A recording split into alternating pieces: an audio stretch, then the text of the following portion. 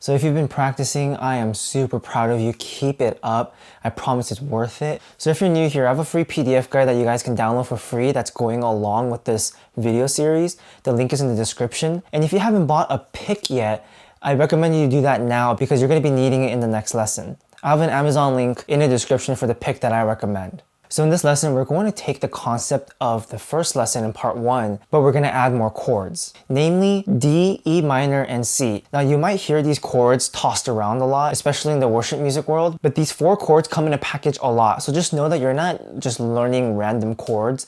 These are chords that you're going to be using a lot. So I'm going to teach these chords a little quickly because I want to keep this video short. So just be prepared to pause the video or slow it down if you'd like.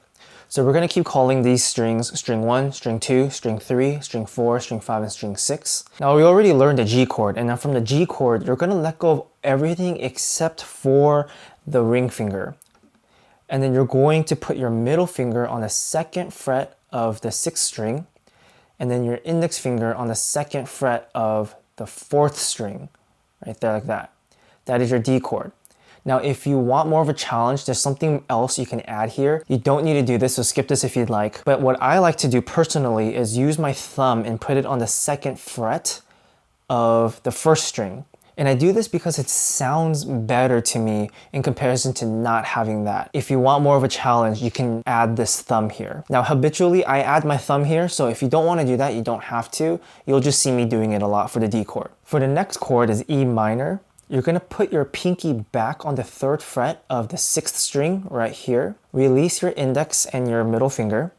Now put your middle finger on the 2nd fret of the 3rd string and index finger 2nd fret of the 2nd string. It looks like that. Last chord is C. We're going to release again, index and middle.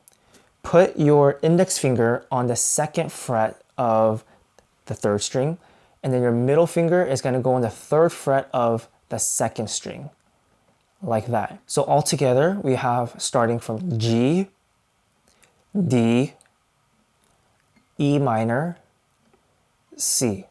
Okay, let's talk about how to practice because this is really important. Similarly to the first video, you're gonna be working on building calluses at the fingertips. And for this particular lesson, you're gonna be doing it by transitioning between the chords. Now the first thing to keep in mind is to keep the order of G, D, E minor, and C, and keep looping that progression. So the way you're gonna practice is you're gonna start on the G and press and hold onto there like you were doing in the first lesson, but for about 5 to 10 seconds. Then transition to the next chord, which is D. Hold that for 5 to 10 seconds.